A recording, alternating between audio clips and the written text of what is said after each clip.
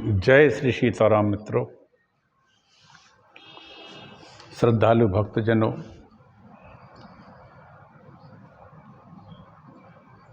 श्रद्धालु माताओं, वंदनीय हमारे संपूर्ण देश की मातृशक्ति,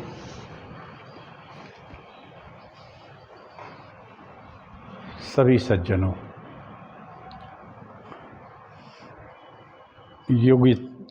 युग धर्म में आजकल कलयुग का प्रथम चरण चल रहा है और ये बड़ा प्रथम चरण में ही ये बड़ा भयानक होता जा रहा है। इसका एक प्रभाव है, युग धर्म जिसको कहते हैं। हमने अभी पिछले कुछ एपिसोड में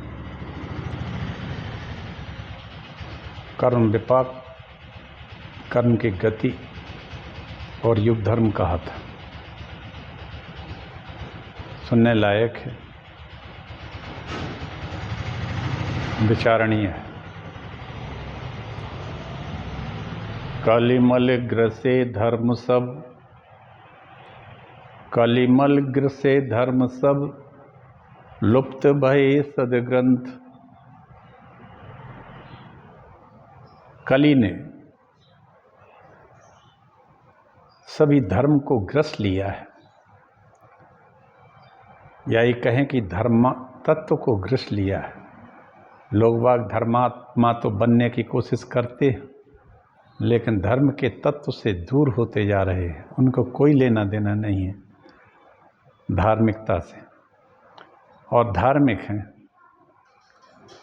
कलिमल ने सब धर्मों को ग्रस लिया है और लुप्त भये सदग्रंथ। और सदग्रंथों को ना तो कोई पढ़ता है ना कोई कहता है,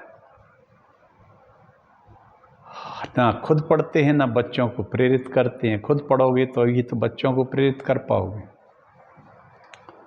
गोसाई जी लिखते हैं उत्तरकांड में, कलिमल ग्रसे धर्म सब, लुप्त भये सदग्रंथ।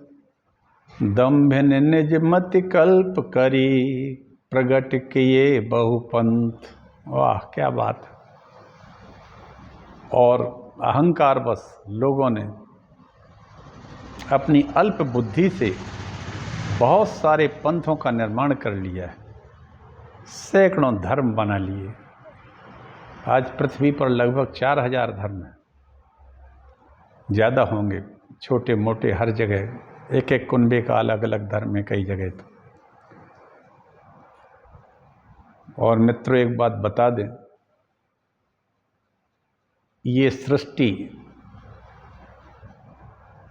सिर्फ सनातन धर्म से ही बचेगी, क्यों यही एक धर्म ऐसा है जहाँ लिखा है, परहित सरिस धर्म नहीं भाई, पर पीड़ा कछु नहीं अधमाई।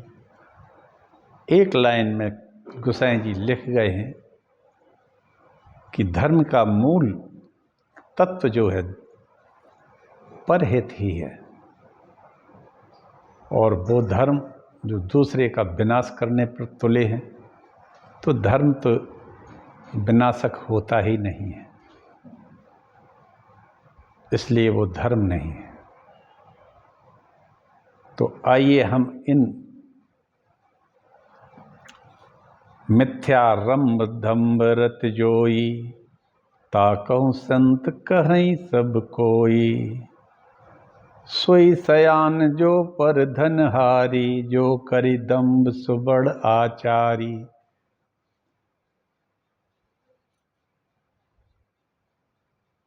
अशुभ वेश भूषण धरें, भक्षा भक्ष जिखाहीं। तेई जोगी तेई सिद्ध नर, पूज्यत कलयुग माही। इस कलयुग में जो इस तरह के लक्षणों से संपन्न होंगे, अशुभ वेशभूषा अपनी बनाए हैं, महात्माओं जैसे भक्ष अभक्ष का भोजन कर रहे हैं, अपने आप को योगी कहलाते हैं, सिद्ध कहलाते हैं कि हमें सिद्धियां बहुत हैं। ऐसे व्यक्ति कलयुग में बड़े पूजे जाते हैं।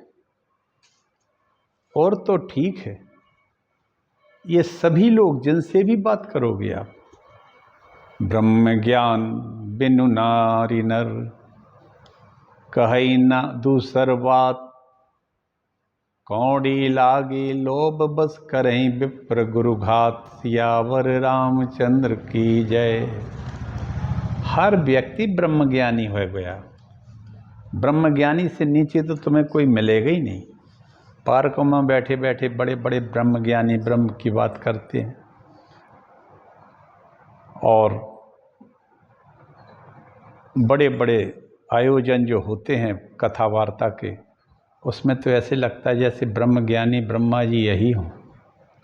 खूब गाना गाते हैं, खूब नाच नचाते हैं। कथा का और उसका मूल भाव तो होता ही नहीं। तो आइए अब हम सब इस कली मल को से बचने के लिए माता जगदम्बा की शरण में चलें। और देवी भागवत में कह रहा हूँ, टीकमगढ़ मध्य प्रदेश से मैं डॉक्टर राजेंद्र मिश्रा आप सबको प्रणाम करता है। छोटा सा मंगलाचरण करते हैं, इसके बाद हम कथा को बढ़ाएंगे।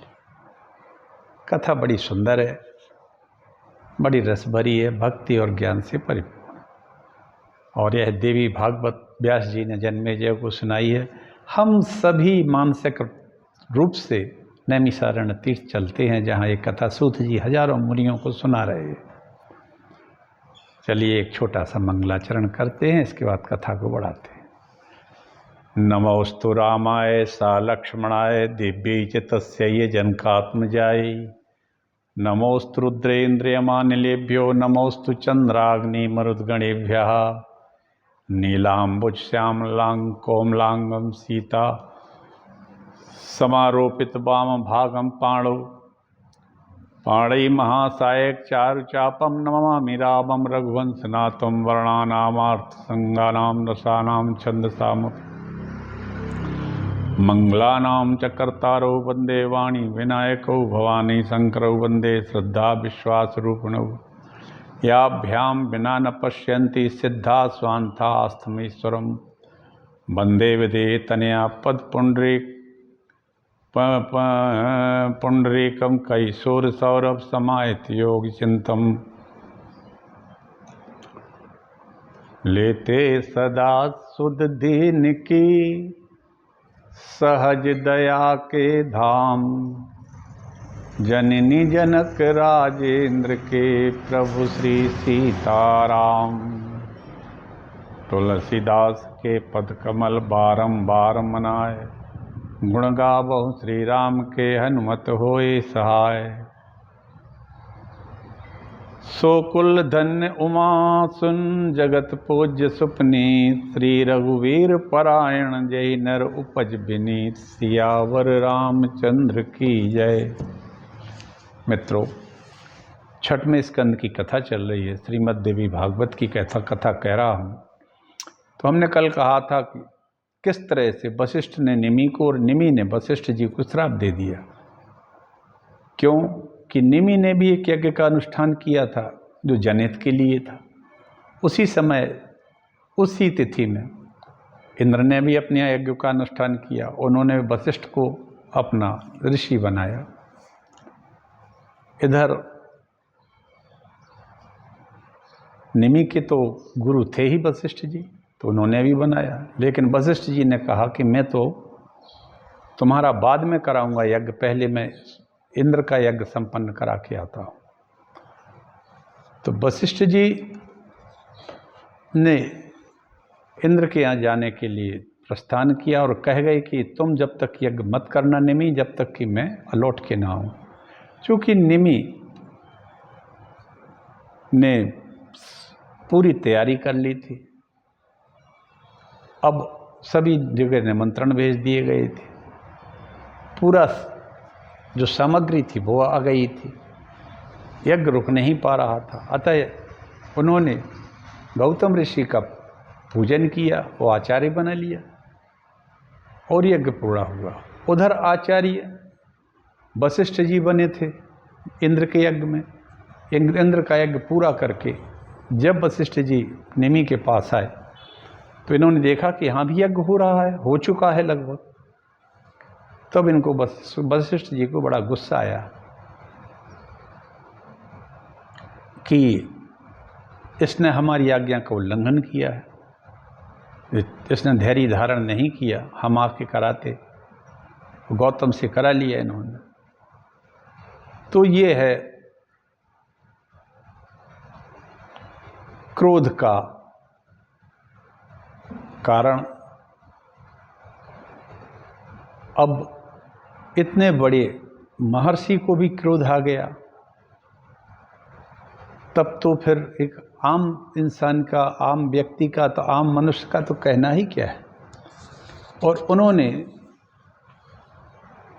श्राप दे दिया वशिष्ठ जी ने निमि को कि तुम मृत्यु को प्राप्त हो जाओ, तुमने इतना अपराध किया है। अपराध जबकि कुछ भी नहीं था। क्या क्या अपराध किया था? अपराध तो वशिष्ठ जी ने किया था वास्तव में, क्योंकि तुमने अब स्वर्ग के राजा इंद्र को बड़ा मान के उसके पास चले गए, और एक छोटा सा राजा था ये धरती का, निमि, ऐसा माना उसने। और वशिष्ठ जी महाराज ने श्राप दे दिया कि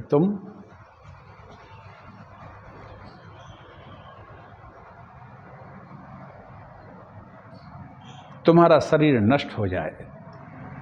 अब निमि ने भी कहा कि हे मुनि श्रेष्ठ, अपराध तो आपका है, आप अपने शिष्य का यज्ञ छोड़कर लोभ के बस इंद्र के यज्ञ में चले गए और वहाँ यज्ञ संपन्न कराया। आप आचार्य बने उनके, जबकि आप मेरे आचार्य थे। तो उल्टा निरपराध को श्राप दे दिए, यदि मेरे मन में कोई दुर्भावना नहीं है तो आपका भी शरीर नष्ट हो जाए। इस तरह से दोनों ने एक दूसरे को श्राप दे दिया। वशिष्ठ ने दे दिया निमि को और निमि ने दे दिया वशिष्ठ को। इसके बाद वशिष्ठ जी ब्रह्मा जी के पास चले जाते हैं। वो उनके पुत्र थे और उन्होंने पूरी घटना का वृत्तांत ब्रह्मा जी से कह दिया। तब ब्रह्मा जी ने कहा, तुम एक काम करो, तुम मित्रा वरुण के तेज हो, अतः उन्हीं में प्रवेश करके शरीर स्थिर हो जाओ। समय आने पर उन्हीं से अयोनिज पुत्र के रूप में प्रकट हो जाओगे। तुम सर्वज्ञ, वेद, तत्वज्ञ और सबके द्वारा पूजित भी हो जाओगे। तब वशिष्ठ जी ने अपने देह को त्याग करके मित्र और वरुण नाम के जो देवता हैं, इनके शरीर में जीव के दो अंशों के रूप में प्रवेश कर गए। वशिष्ठ जी श्राप बस, निमि ने जब श्राप दिया कि तुम भी अपने शरीर से, तुम्हारा भी शरीर नष्ट हो जाएगा तुम मेरा कर, दोनों ने एक दूसरे के शरीर को नष्ट होने का श्राप दिया। ब्रह्मा जी के आशीर्वाद से और कृपा से वशिष्ठ जी अपने सूक्ष्म जीवांश आत्मा को दो रूप में प्रकट करके और जी मित्र देवता और वरुण देवता के अंदर प्रवेश कर रहे आते हैं। कालांतर में एक बार उर्वशी नाम की अप्सरा मित्रा वरुण के स्थान पर आई, जहाँ मित्र और वरुण देवता रहते थे। ये उर्वशी जो है, ये देवलोक की सर्वश्रेष्ठ अप्सराओं में से एक है।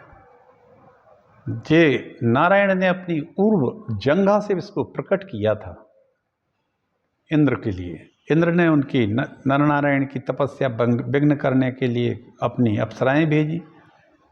तब नारायण ने उन अप्सराओं से भी एक बड़ी सुंदर अप्सरा अपनी जंघा से प्रकट करके दे दी कि देख लो, तुम्हारी इन अप्सराओं से भी सुंदर अप्सरा है। उसका नाम उर्वशी पड़ा। तो उर्वशी एक बार स्वेच्छा से विचरण करती हुई मित्र वरुण के स्थान पर आई, इनके आश्रम पर आई और उनके अनुसार वहीं रहने लगी और उसी क्षेत्र में रहने लगी जहाँ ये मित्र और वरुण देवता रहते थे। तयोस्तु पतितं वीर्यं कुंभे देवादनावृते तस्माज्जातौ मुनिराजन्वाविवाहित मनोहरौ अगस्त्यः प्रथमस्तत्र वसिष्ठश्चापरस्तथा मित्रावरुणयोर्वीर्योरुत्तापसाभ्रसि सत्तमौ प्रथमस्तु वनं प्राप्तो बाल एव महातपः इक्ष्वाकुस्तु वसिष्ठं तं बालं बभ्रे पुरोहितम्। देव बसात वहाँ रखे हुए आवरण रहित कुंभ में दोनों का वीर्य स्खलित हो जाता है। एक कुंभ माने घड़ा रखा था, उस उर्वशी अप्सरा से इतने ज़्यादा आंदोलित हो गए, वो इतने उत्तेजित हो गए, एक तरह से एक्साइटेड हो गए कि दोनों का अमोघ वीर्य एक घड़े में उनने निकला और घड़े में डाल दिया। एक तरह से जो आजकल चल रहा है IVF सिस्टम, शायद ऐसा ही हो। तो हो गया, उसमें से दो मुनि कुमारों ने जन्म लिया। मित्रावरुण के अंश थे उनमें। तो पहले जो पैदा हुआ बच्चा वो अगस्त्य ऋषि थे, और जो दूसरा बच्चा था वो था वशिष्ठ। इस प्रकार मित्र और वरुण के तेज से वे दोनों ऋषि श्रेष्ठ तपस्वी प्रकट हुए। महातपस्वी अगस्त तो बाल्यावस्था में वन को चले गए, और महाराज इक्ष्वाकु ने अपने पुरोहित के रूप में दूसरे बालक वशिष्ठ का वरण कर लिया। हे राजन, इस प्रकार वशिष्ठ ने पुनर्जन्म की कथा आपको मैंने सुना दी। अब महाराज निमि की सुन लीजिए। निमि से उनकी यज्ञ के ऋतुज ब्राह्मण कहने लगे, राजन हम आप पर बड़े प्रसन्न हैं। आपको मानव शरीर या देव शरीर अथवा जो भी आपके मन में इच्छा हो, जो चाहे आपको मिल सकता है। इस समय आपकी यज्ञ में आए हुए सभी देवता आपसे बेहद प्रसन्न हैं। सभी देवताओं ने, ब्राह्मणों ने कहा है कि आपको जो चाहो, मनुष्य या देव शरीर जो आपको मिल सकता है आप कहें। ऐसा वचन सुनकर निमि ने की आत्मा कहने लगी, क्योंकि अब शरीर तो खत्म, नष्ट हो गए थे।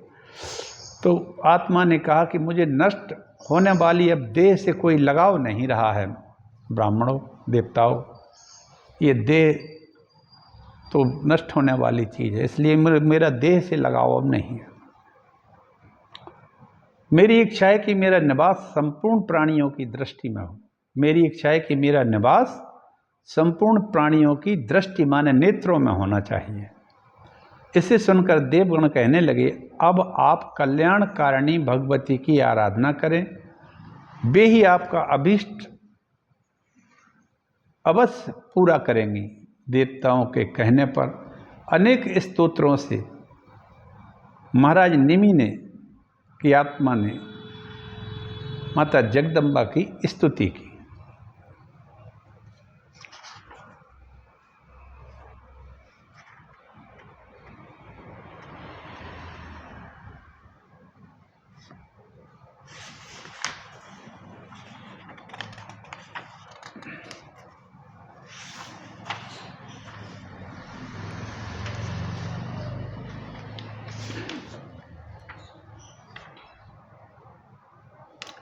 मित्रों,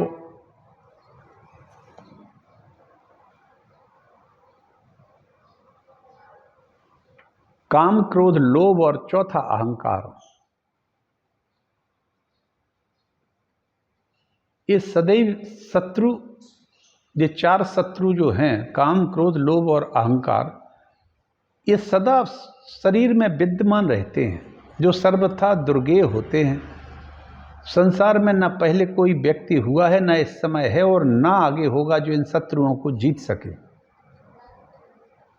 मुनि को तो चाहिए कि वह सभी आसक्तियों का परित्याग करने वाला हो, तपस्वी, निद्रा भूख पर विजय प्राप्त करने वाला हो और योगाभ्यास में सम्यक रूप से निष्ठा रखने वाला हो। लेकिन ये काम, क्रोध, लोभ और चौथा अहंकार ये करने नहीं देते हैं, न स्वर्ग में, न पृथ्वी लोक में, न ब्रह्मलोक में, न विष्णु लोक में, न कैलाश में ऐसा कोई व्यक्ति है जो इन शत्रुओं को जीत सके। काम, क्रोध, लोभ और अहंकार। जो मुनिगण ब्रह्मा जी के सभी पुत्र तथा अन्य श्रेष्ठ तपस्वी लोग हैं, वे भी तीनों गुणों से बंधे रहते हैं। कपिल मुनि तो सांख्य शास्त्र के ज्ञाता थे, योगाभ्यास परायण, शुद्ध चित्त वाले थे, किंतु उन्होंने भी तो देववत सगर पुत्रों को भस्म कर दिया था। सगर पुत्र 60,000 पुत्रों को कपिल मुनि जैसे सांख्य योग के सबसे बड़े प्रवर्तक थे। कपिल मुनि भगवान के ही अंश थे, लेकिन उन्होंने भी सबको भस्म कर दिया था। कभी तमोगुण की वृद्धि हो जाती है, कभी गुणों का संकर यानी मेल सर्वत्र विद्यमान रहता है, कभी तमोगुण की इतनी ज़्यादा वृद्धि हो जाती है, कभी तीनों गुण बराबर हो जाते हैं।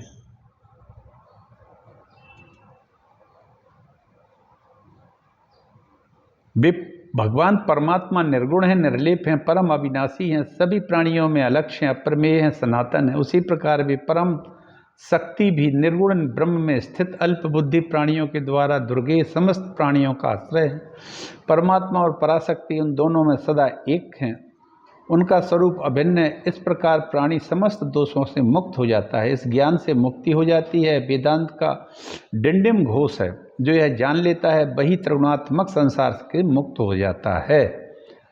परमात्मा और पराशक्ति।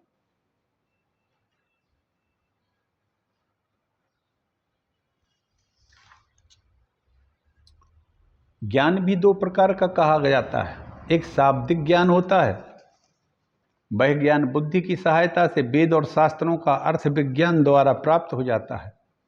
बुद्धि वैभिन्न के अनुसार इस ज्ञान के भी बहुत से भेद होते हैं। इनमें से एक ज्ञान कुतर्क से, कुछ सुतर्क से कल्पित होते हैं। कुतर्कों से भ्रांति की उत्पत्ति होती है, विभ्रम से बुद्धि का नाश हो जाता है, बुद्धिनाश से प्राणियों का ज्ञान नष्ट हो जाता है। कहा गया है, हे राजन, अनुभव नामक वह दूसरा ज्ञान तो दुर्लभ है। वह ज्ञान सब जब प्राप्त होता है जब उसके जानने वाले का संग हो जाए।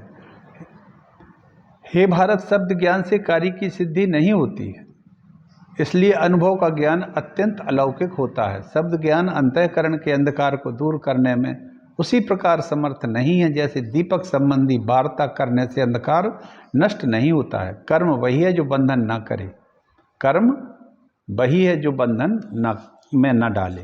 ऐसा कर्मों की बंधन नहीं प्राप्त हो। विद्या वही है जो मुक्ति के लिए हो, केवल विद्या उदर पोषण के लिए ही नहीं हो। आजकल केवल विद्या का उपयोग उदर पोषण के लिए ही किया जाता है, और कर्म भी बंधन के लिए किया जाता है। और जबकि कर्म वह है जो बंधन ना करे, और विद्या वही है जो मुक्त करे, जीवन मुक्त हो। अन्य कर्म तो मात्र परिश्रम के लिए होते हैं।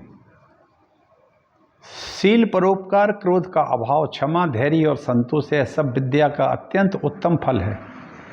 वास्तव में विद्यावान है तो उसको शील होना चाहिए, परोपकारी होना चाहिए, क्रोध का उसमें अभाव हो, क्षमा हो, धैर्य हो और संतोष हो। यह सब विद्या का अत्यंत उत्तम फल है।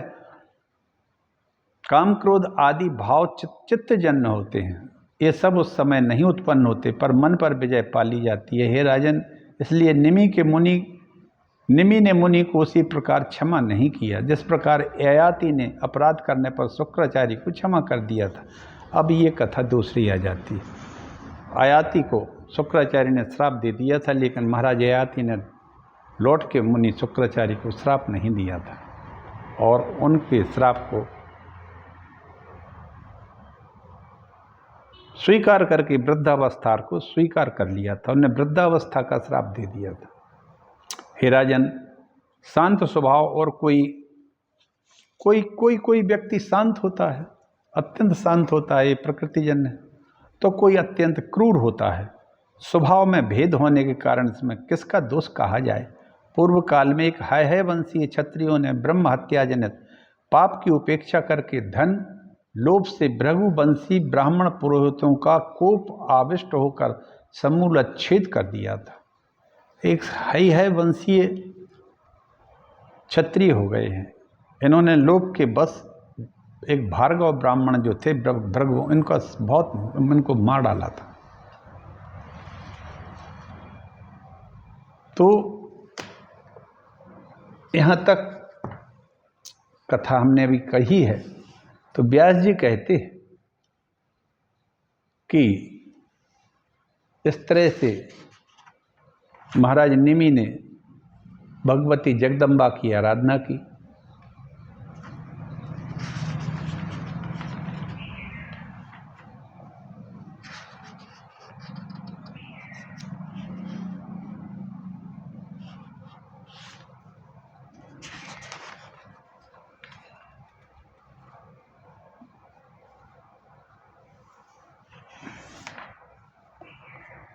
व्यास जी कहते हैं, तथा प्रसन्ना देवी सी प्रोवाच जगदम्बिका ज्ञानम ते विमलम भूयात प्रारब्ध अश्यावशिष्टः नेत्रेषु सर्वभूतानां निवासोऽपि भविष्यति निमिषमयान्ति चक्षुंसि तत्कृते नेव देहिनां तद्वासात् सनिमिषा मानवाः पशवस्ततः पतंगाश्च भविष्यन्ति पुनश्चा निमिषासुराः इति दत्त्वा वरं तस्मै तदा श्रीर्वरदेवता आमन्त्र च मुनीन् सर्वान् तत्रैवान्तर्हिता भवत्। तब प्रसन्न हुई माता जगदम्बा ने कहा, तुम्हें विमल ज्ञान प्राप्त होगा राजा निमि, परंतु अभी तुम्हारा प्रारब्ध शेष है। समस्त प्राणियों के नेत्र में तुम्हारा निवास होगा, तुम्हारे कारण ही प्राणियों के नेत्र में पलक गिराने की शक्ति होगी। तुम्हारे निवास के कारण मनुष्य, पशु और पक्षी निमिष पलक गिराने वाले, निमिष को कहते हैं पलक गिरना, एक पलक, एक निमिष होता है पलक गिरने का समय, अथवा अनिमिष पलक न गिराने वाले होंगे। इस तरह से भगवती की कृपा से उनको हुआ। इस प्रकार राजा ने वर देकर सब मुनियों को बुलाकर भी वरदायिनी भगवती वहाँ से अंतर्ध्यान हो गई। भगवती देवी के अंतर्ध्यान हो जाने पर ऋषि मुनियों ने पुत्र प्राप्ति के भाव से राजा के निमि के शरीर का मंथन शुरू किया। अरण्याम मध्यमानायाम पुत्रा प्रादुर्भूतदा सर्वलक्षण संपन्ना साक्षान्नी मेरिवापरा अरण्या मथना जात तस्तस्मान् मिथिरिपि स्मृतः येनायं जनकात् जातस्तेनासो जनको अभवत् विधेयास्तु निमिर्जातो यस्मात् तस्मात् दन्वये समद्भूतास्तु राजानो विधेया इति कीर्तितः। तब अरण्य के मंथन से एक पुत्र उत्पन्न हुआ जो समस्त लक्षणों से संपन्न और साक्षात दूसरे निमि जैसा ही था। अरण्य के मंथन से इसका जन्म हुआ था, अतः मिथि ऐसा कहा गया मंथन के कारण। तो जनक से जन्म होने के कारण इसका जनक नाम पड़ा। और राजा निमि विदेह हुए, अतः उनके कुल में उत्पन्न सभी राजा विदेह की संज्ञा उनको दी गई, ऐसा कहा गया है। हे राजन, इस प्रकार निमि के पुत्र जनक नाम से प्रसिद्ध हुए। उन्होंने गंगा के किनारे एक सुंदर मिथिला नगरी का निर्माण कराया। इस वंश में उत्पन्न होने वाले सभी राजा जनक और विदेह कहे जाते थे। जनक का मतलब है पैदा करना, तो जो स्वयं के शरीर से पैदा हुए थे इसलिए इनको जनक, और देह से पैदा नहीं होने के कारण ये विदेह भी कहे जाते हैं। अतः इस प्रकार से मैंने वशिष्ठ और निमि का संपूर्ण आख्यान आपको श्रवण करा दिया है। जन्मेजय पूछने लगे, हे पितामह, आपने ही अपने ही पुरोहित के साथ में उन है वंशी क्षत्रियों की शत्रुता कैसे और किस कारण हो गई थी? इसे सुनकर व्यास जी कहने लगे, इस प्रसंग में आपको एक प्राचीन कथानक सुनो। कार्तवीर्य नामक है वंशी राजा थे, उसकी 1000 भुजाएं थीं। उसे सहस्त्रार्जुन भी कहते थे। वे भगवती के उपासक दत्तात्रेय के शिष्य तथा भृगु वंशी ब्राह्मणों के यजमान थे। वो कार्तवीर्य अर्जुन जो राजा था, अर्जुन के समय बहुत समय तक राज्य कर स्वर्ग चले जाने पर उनके वंशज धनहीन हो गए थे।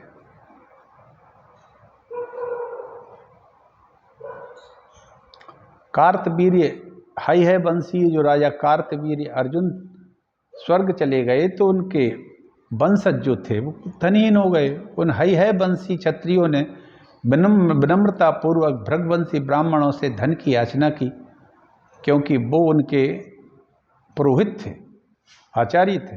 परंतु उन ब्राह्मणों ने कहा कि हमारे पास धन नहीं है, हमारे पास ऐसा नहीं है। ऐसा कहकर धन को जमीन में उसने गाड़ दिया।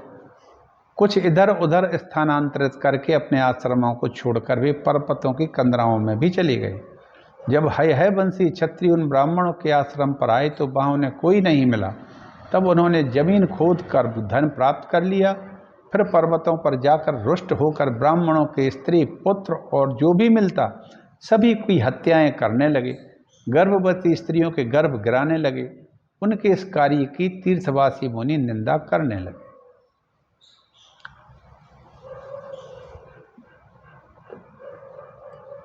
इस तरह से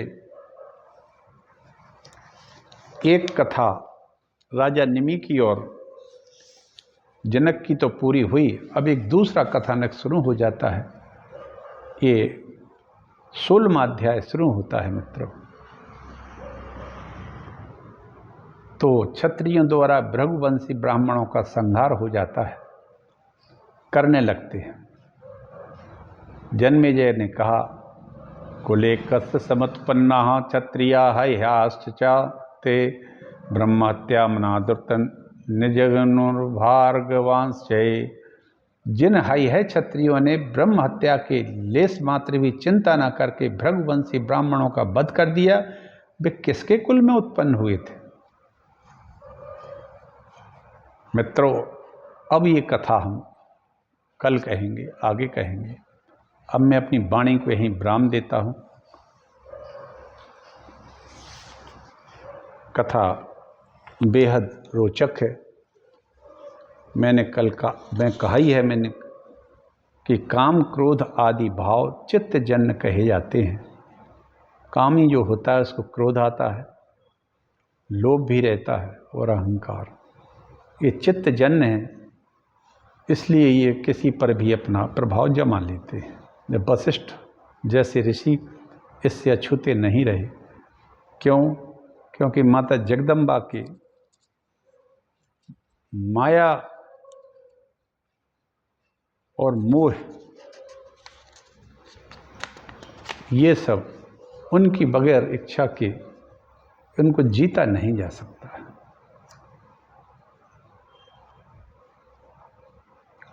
क्योंकि काम क्रोध लोभ और अहंकार ये शरीर में सभी के विद्यमान रहते हैं, चाहे वो गरीब हो, अमीर हो, बलवान हो, कमज़ोर हो।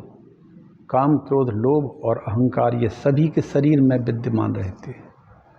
हाँ, इतना अवश्य कि यदि भगवती की कृपा रही तो आप इनसे बचे रहेंगे।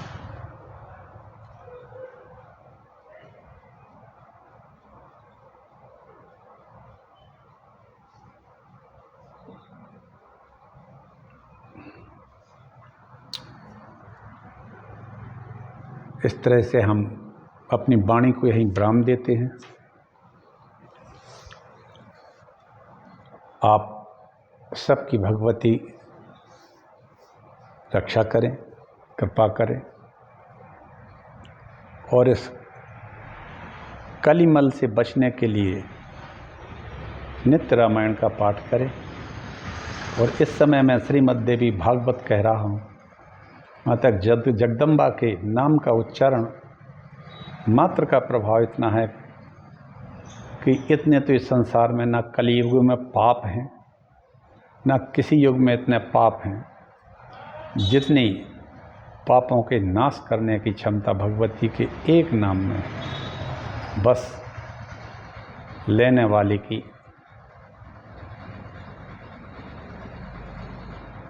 इच्छा पर है। प्रेम से बोलिए सब लोग, हर हर महादेव। सनातन धर्म की जय हो।